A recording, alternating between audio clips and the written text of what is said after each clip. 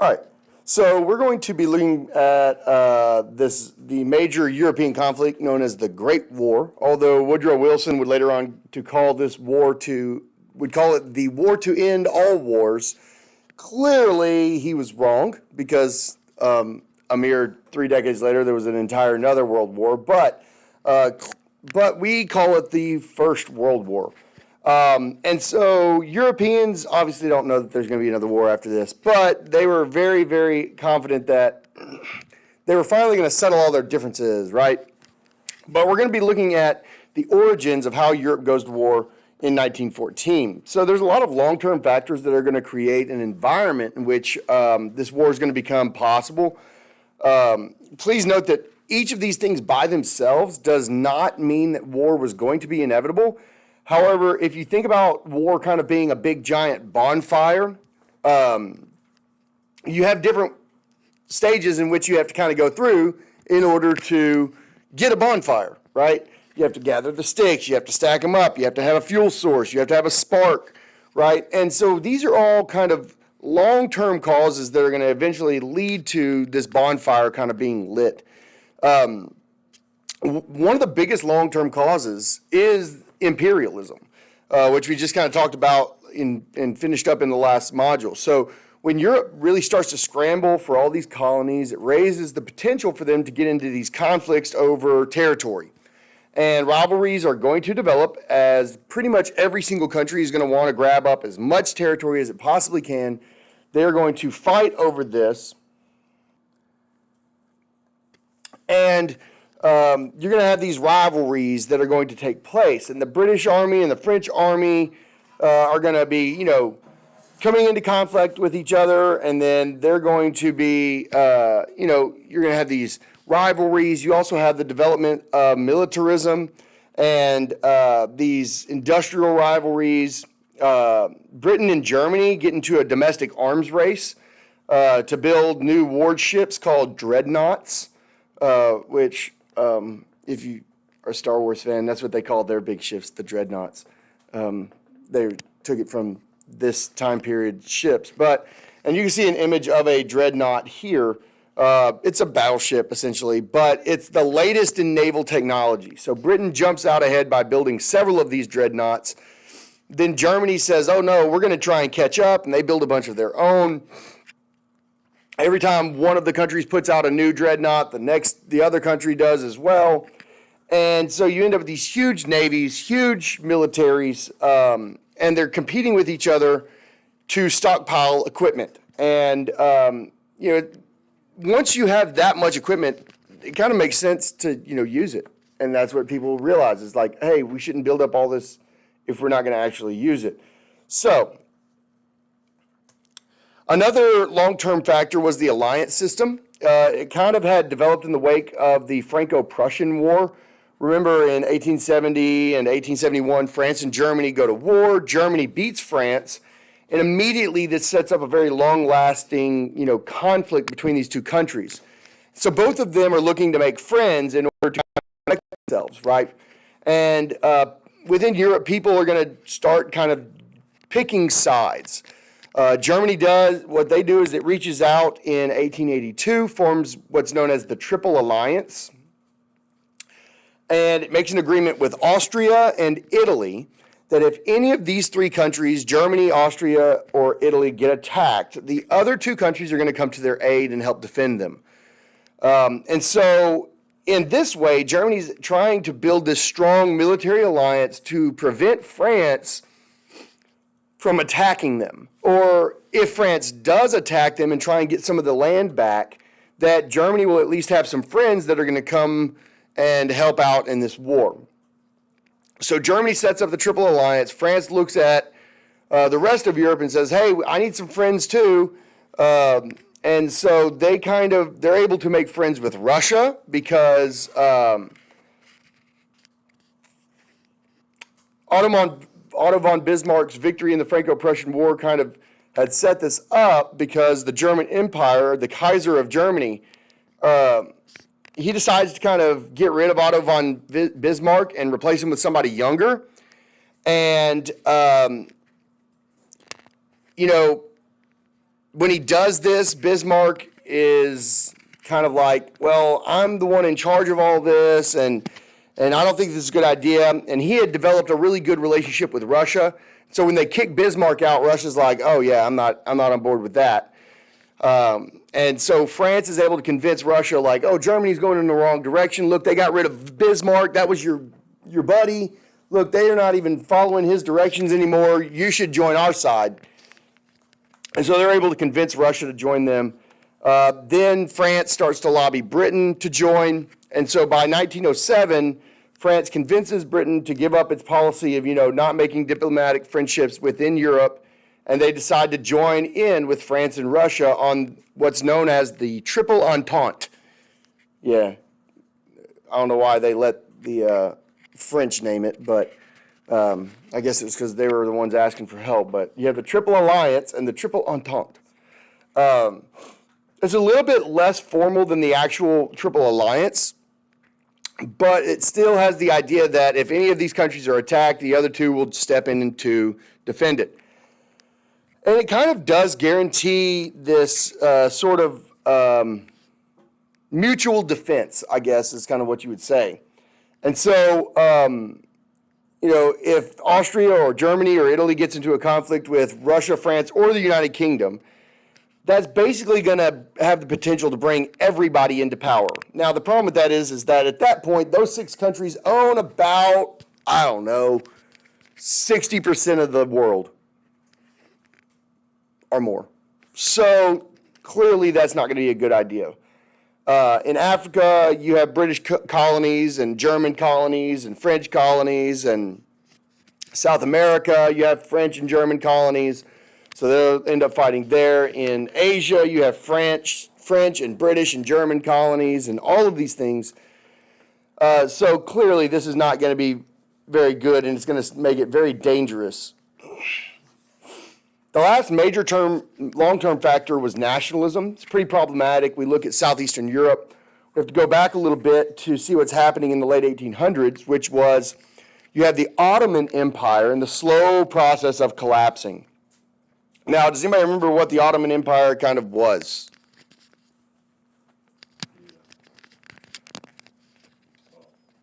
It's like based on Istanbul, right? It was Constantinople. Yeah. So basically, the Ottoman Empire was the Muslim-run infrastructure of the old Byzantine Empire, right? The Byzantine Empire, which was really just the Romans, okay? So we're talking about Turkey, we're talking about this southern section of Europe here.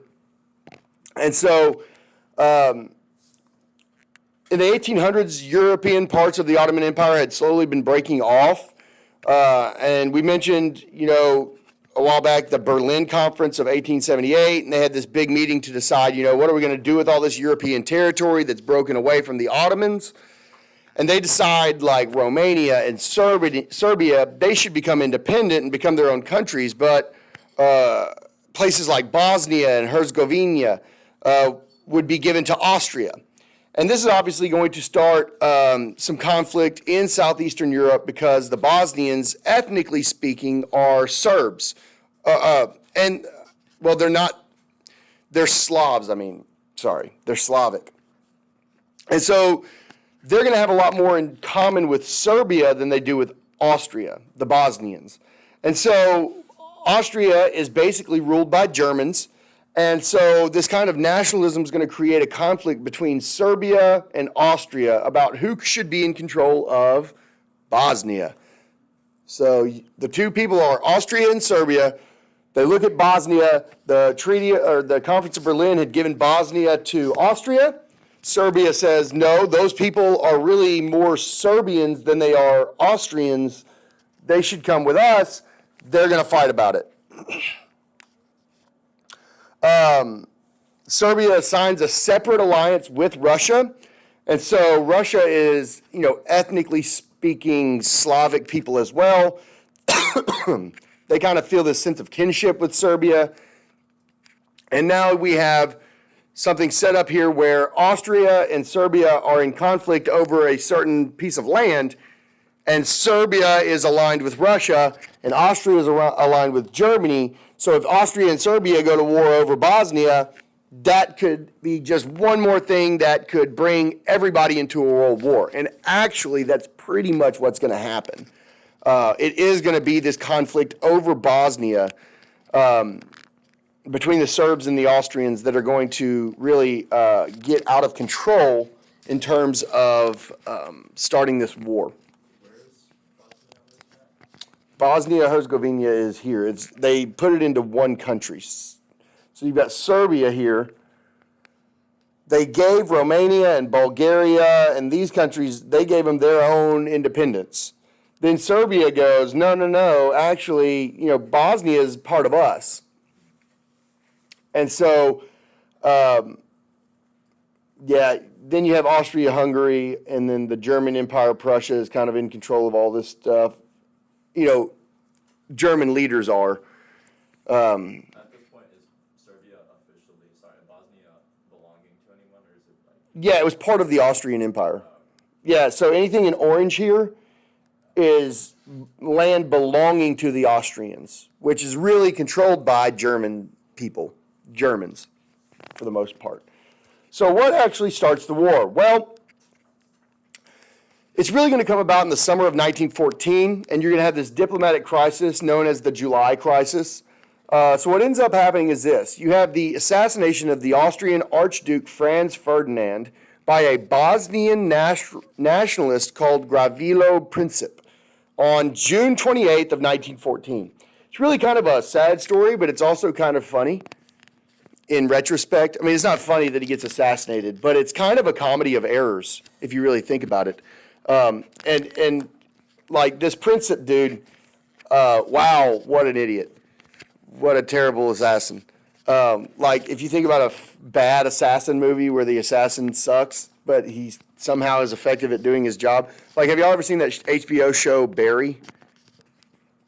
It's about like a contract killer where he's like a really good killer, but he's like, his life's in shambles and he's depressed and he's got anxiety, but he's like so things go wrong for him all the time, but somehow he still ends up doing his job really well. That's kind of Gavrilo Princip here. So here's what happens. The Archduke is the Crown Prince of Austria, and he decides that he's going to go on a diplomatic visit to Sarajevo, which is the capital of Bosnia. He chooses June 28th, which is really not a good choice because it's kind of a nationalistic holiday for Bosnia. So you have a bunch of people who think they should be in line, in Serbia. They believe they belong to Serbia. So you pick one of their nationalistic holidays to go and be like, hi, I'm from Austria. I'm the person who's really in charge. Ha, ha, ha, ha. Right? And so they were like, oh, we're not going to like that. And so they are, him coming to Bosnia on June 28th would have been like the King of Great Britain coming to the United States on July 4th and having a parade. You know what I mean? If we had lost the revolution. Like we signed the Declaration and we end up losing the revolution, and then every July 4th when we signed the Declaration, the King comes and does a tour through New York City. Like that's essentially what's happening here. Because when Bosnia fought against the Ottoman Turks on June 28th, that's when they actually they declared independence and then they ended up losing. So yeah, that would not be smart. You can see why people would be upset, right? So he's going to bring his wife with him, Sophie, and they're also kind of celebrating their wedding anniversary, and she's excited to come with him. She was actually a lower status individual than the Archduke. He had married her because, he loved her. I mean, which is kind of sweet. She was not of royal birth, which meant that when they had kids, he could become king of Austria, but none of their kids could ever inherit the throne because he had married so far below his station. And so she was just kind of like, people looked at her, but he loved her a lot, right? And so Sophie is being used to kind of, she's kind of being pushed to the side a lot by the Austrian monarchy. And so he's going, no, she's going to go with me. I'm going to take her on this trip. It's going to be great. We're going to celebrate our anniversary. Of course, the newspapers had been saying he was coming for weeks, right? And so people are going to be upset, and they start planning something. And there's a terrorist organization known as the Black Hand, which is a really cool name for a terrorist organization, I have to admit. The Black Hand. Like, bro, that's kind of cool. I'm going to be honest. I mean, they're terrible terrorists, obviously, but if you had to pick a name. They were Bosnian nationalists. They wanted to use terror as a means to break away from Austria and join Serbia. And in fact, there was a Serbian official who had secretly been supplying them with weapons for this terrorist attack. And they know that the Archduke is coming. They decide they're going to assassinate him. So they come up with this elaborate plan. So they have these bombs. And the Archduke's going to have a parade through the middle of town. And so they're going to bomb his car. Well, yeah, it's kind of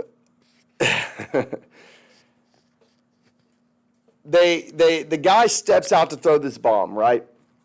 And he didn't realize there's like a timer on the bomb. So it's like a grenade almost, where it's like 5 or 6 seconds. It's not gonna he's not gonna throw it and it's gonna explode when it hits something. He doesn't really understand how the bomb works. So he throws the bomb, and look, the dude's in a convertible, and the guy's standing right here, basically, like right on the parade route. The guy Archduke has an open car. He takes the bomb, throws the bomb, and the Archduke's he swats it away.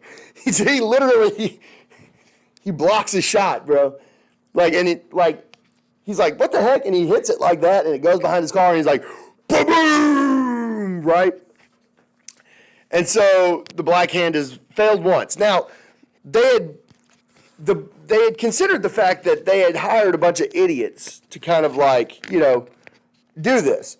And so the first guy was not Gravilo. He was supposed to be the second guy. So if the first guy's bomb didn't work, he was supposed to do it, right? And so he's like, his bomb didn't work. I bet my bomb's not going to work. I'm going to go get lunch. Literally. He's just like, that didn't go well. So the first assassin, he doesn't want to get caught. So he's got one of those cyanide capsules, in his tooth or something like you see on spy movies, where you crush it and then you die. But they had a old cyanide and it wasn't very good. So he bit down on it and he was and then it wasn't strong enough to kill him. It just made him start getting sick there in the street. And he was like, oh crap. And then he goes and he's like, well, I'll drown myself. And he goes and he jumps off the bridge that is closed, and he jumps into the river, but it was in the middle of summer and the river was all dried up and there was only 4 inches of water, so he just landed on his face in the river. I'm telling you, this is a hilarious story, actually. It's pretty funny. So the Archduke and them, they're like, oh, we got to get out of here. They catch the first guy. And they, the driver takes off, and so they're going to go. The Archduke's upset, and they're going to this meeting, and they decide, no, we're not going to go meet with anybody from here. Instead, there were some people that were injured in that bombing. Let's go see them in the hospital. We're going to see them in the hospital, okay? So they're driving away from an assassination attempt, and he's like, hey, why don't we make a pit stop at the hospital? That'd be nice. Show people that we care about them. So the driver's like, okay, whatever. And so he takes a wrong turn. He's like, oh, my bad. I'll get us back on track. He pulls up to a stop sign right in front of this delicatessen, like a sandwich shop, right? And so they're sitting there, and he's like, Gravilo Princip that's where he went to go get lunch after he decided not to try and assassinate him. So he's sitting at the counter, and he sees the Archduke and Sophie pull up at the stop sign right in front of the building he went to go get lunch at. And he's like, hey! So he starts looking for his bomb, and he forgot that he left his bomb. He was like, dang! So then he's like, I got a gun! So he goes and he gets his gun. Hi. So Princip goes and gets his gun, and he goes out there, and he's like, hey, you jerk! And then they're all like, what the heck? And he shoots him, and he misses. Because he does. He shoots and misses. The first shot actually, hit Sophie in the gut, which is, again, then he shoots again, and I think and then he shoots again, and that one hits like one of his generals' like buttons on his suit and misses. And then he finally shoots again and kills the Archduke. And so both the Duchess and the Archduke end up dying. It's kind of, again, that's where it gets sad because they die. And also it starts World War I, which kills like 30 million people. But in terms of how terrible can you be at assassinating somebody, these guys were the worst. I mean, they missed with a bomb, then the dude couldn't even kill himself. He jumps off a bridge into a river that's all dried up. He gets caught. The dude that was supposed to do the second assassination leaves his bomb on the parade route and goes to get a sandwich. Goes out of the sandwich shop, happens to still get a chance, shoots from 2 feet away, misses, hits the old lady in the gut, shoots again, hits the general in the button, finally kills him, and then gets caught. He didn't even get away. Now, here's the crazy part. The dude's 18 years old. Yeah. Bosnian law for assassination, there was a maximum sentence of like 25 years. Had he lived, he ends up getting tuberculosis in prison and dying. But had he lived, they would have had to release him at like 40 years old. He could have literally fought in the Second World War. Yeah, you killed the whole Archduke, the Crown Prince, and you get 25 years. So yeah, pretty bad. Obviously, the Austrians are upset about this. They're like, hey, I mean, we didn't like that Sophie girl that much. I mean, she was kind of a low-class princess, but we really liked him. He was our boy, right? And so, like, obviously the Serbian government is behind this. They had supplied them with the guns and the bombs and all this stuff. They deny it. They say, oh, it's a rogue official doing this stuff, but it doesn't really matter because now technically Serbia has attacked Austria. Austria is going to declare, they do an investigation, and they decide that Gavrilo Princip was the one who pulled the trigger, who was backing him, though. And they uncover this link with the Black Hand terrorist, and in particular the Serbian military official. And on July 23rd of 1914, they sent an ultimatum to Serbia. And basically it says, you need to go through and get rid of these organizations that are hostile to Austria, and that you need to take full responsibility for this assassination. And the Serbian government's going, no, we weren't responsible. It was just this one guy who was helping them out. We're not going to take responsibility for this and say that we, planned this assassination as a country of your Archduke. Like, we're not doing that. And they said, if you don't accept it, then we're going to go to war against each other. So Serbia is in a pretty tough spot because Serbia is a pretty small country and they don't have a very big military. And so if they were going to go to war against Austria, they're going to lose. And so what are they going to do? Well, it comes down to big brother Russia, who they have an alliance with. And ultimately they say, Austria, we're not doing any of that. Austria attacks, and then Russia goes, remember, this is a secret alliance. Austria didn't realize that Russia and Serbia were aligned. So when they attack Serbia and then the Russians show up, they're like, oh, this is a problem. Oh, this is not going to be good. Because instantly, as soon as you kill the first Russian, the Triple Entente alliance is going to come into effect. And as soon as a Russian kills an Austrian, the Triple Alliance, mutual defense policy is going to come into effect. So Germany is going to, Austria attacks, Russia backs Serbia, Germany backs Austria, France mobilizes against Germany, Germany declares war and invades Belgium, and of course, Belgium does the whole, you shall not pass, right? And World War I is going. Now, the Germans are planning to go through Belgium because of the military plan they'd come up with in 1905. And right before we see, the Triple Alliance being formed, but it's kind of like right after France and Russia make friends. So it makes Germany very nervous that they're friends and that they're caught in the middle. So they decide if they ever go to war with each other, it's going to have to they're going to have to fight a war on two fronts. So a guy named General Schlieffen of Germany comes up with a plan for how to prevent having to fight a war on two fronts. And the plan's pretty simple. It goes like this. First, you just invade France and subdue them. And if you completely take France out of this equation, then you can turn around and fight Russia because it's going to take a lot longer for Russia to mobilize their army and get ready to fight. So if we can take France out first and take them off the board, then we can use the whole, army against the Russians. And so the plan required that they had to get to Paris very quickly. Paris is basically the center of France. If you take Paris, France collapses. So the German armies were going to invade through Belgium. And we can see through the map here that they were going to kind of do this whole surrounding and sweeping through northern France into southern France.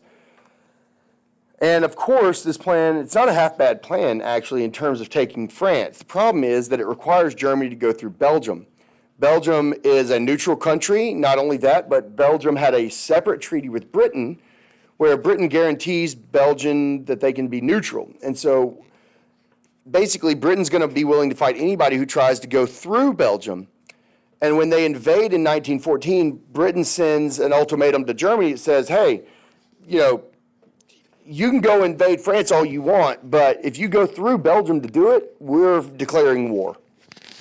And the Germans go, we don't care what you do. We're going through Belgium. We have to take France off the board. So obviously, Britain's going to come into the war on August 4th of 1914. So now we've got just about everybody involved. Britain declares war. Immediately they put out word for their people to enlist in the army. It uses Belgium as a recruiting tool. They're trying to get men to fight against Germany. And you can see the recruitment posters here. You have to convince basically people that the Germans are monsters. And there's a lot of these reports of these atrocities. Of course, they're over-exaggerated. But basically, we're going to see that this war is going to greatly increase the amount of civilian casualties because of the way it's kind of being sold and the way that you basically have this idea of total war, that everybody's going to be involved. So, from this lesson here, we can take that the origins of First World War, industrialization impacts mobilization. Traditionally, it took months, but railroads are going to speed up this process a huge amount. Imperialism causes all the colonies to go to war too. And then nationalism and the alliance system is really the other two that really round out what caused World War II. And then we had the wonderful story about how inept the Black Hand terrorist organization was. So, thank you, and we'll see you at the next lecture on Thursday.